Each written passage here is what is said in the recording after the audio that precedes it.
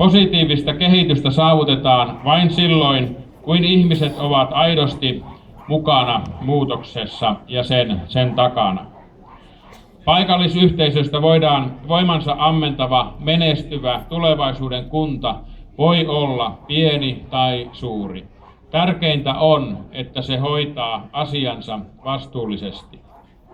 Hallitus tulee loppuvuoden aikana käynnistämään konkreettisen hankkeen tulevaisuuden kunnan rakentamiseksi ja toteutus tehdään vahvassa vuorovaikutuksessa kuntien kanssa.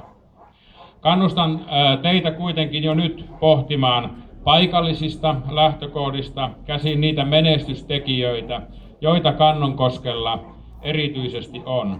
Tämä työ ei mene hukkaan. Hyvät kuulijat, olemme Suomessa monin tavoin vaikeassa tilanteessa, niin henkisesti kuin taloudellisestikin. Siitä konkreettisia esimerkkejä ovat viime päivien tapahtumat kotimaassa ja uudet työttömyysluvut. Huonon kilpailukyvyn seurauksena työttömyys nousi kesäkuussa jo 10%.